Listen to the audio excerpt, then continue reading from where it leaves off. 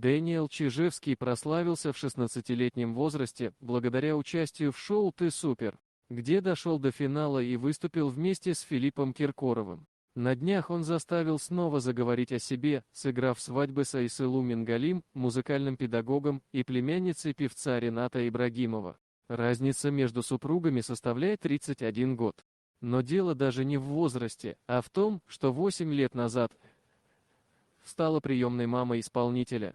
Теперь ее называют позором Татарстана и даже отобрали у женщины 5 приемных детей. Судьба не баловала Даниила Зарипова, настоящее имя и фамилия певца. Он родился в Казани, но биологическую мать никогда не видел, она отказалась от него в тот же день, когда он появился на свет. Отец так и не смог полюбить мальчика, обращался с ним жестоко, да и вообще примером для сына стать никак не мог. Он был настоящим преступником и, вполне ожидаемо, угодил в тюрьму после череды совершенных преступлений. Даниила взяла под опеку бабушка, но она тяжело заболела, когда внуку было всего 11 лет. Так мальчик оказался в детском доме. С воспитанниками этого учреждения вскоре стала заниматься музыкой Айсылу Мингалим. У нее подрастали 2 сына, родной и приемный. В течение года педагог давала уроки вокала 13-летнему талантливому подростку, она уделяла ему много внимания, а однажды, придя на занятия, услышала от мальчика: «Не хотите стать моей мамой?» Тогда Айсылу подумала о том, что талант Даниила может еще больше раскрыться, если он будет воспитываться в семье. Оформив все необходимые документы, она забрала мальчика из детского дома. Он принимал участие в разных вокальных конкурсах, а в 16 лет прошел кастинг в проект «Ты супер» на НТВ. После шоу подросток решил развивать карьеру певца, взял псевдоним Дэниел Чижевский. Айсылу выступала вместе с сыном, участвовали они и в фестивале приемных семей, когда Даниил, уже достигший к тому времени совершеннолетия, жил отдельно, но не забывал о семье. Часто навещал и маму, и своих братьев и сестер. Дэниел Чижевский окончил Казанский музыкальный колледж, неоднократно становился лауреатом различных конкурсов и фестивалей. Но вовсе не его музыкальная карьера стала предметом обсуждения со стороны общественности. Первые тревожные звоночки прозвенели еще весной, когда исполнитель и его приемная мать подали заявление в ЗАГС, правда, довольно быстро его забрали. По словам Айсылу Мингалим, она очень тревожилась о Данииле.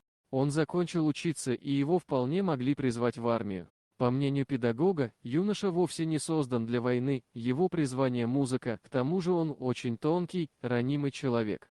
Женщина решила посоветоваться с органами опеки по этому вопросу и услышала весьма нетривиальный совет: Даниил может жениться на ней. У Айсылу на воспитании находились 5 детей, значит, молодой муж, оформив документы, стал бы многодетным приемным отцом, и в армию он бы не пошел. Совет был, конечно, неофициальным, но вполне рабочим.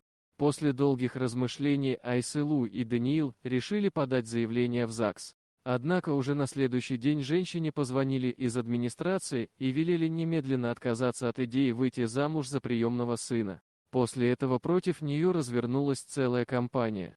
К слову, семья Айсылу Мингалим в Татарстане очень известная. Ее дядя певец Ренат Ибрагимов, а брат Радик Галиуллин, когда-то снимавшийся в фильме «Начальник разведки». При этом Ренат Ибрагимов в 60 лет женился на 18-летней девушке, и брак этот, третий по счету у певца, ни у кого никаких вопросов не вызвал. Но это касалось мужчины, а женщина не могла себе позволить выйти замуж за молодого мужчину. В адрес Айсылу уже тогда зазвучали громкие обвинения.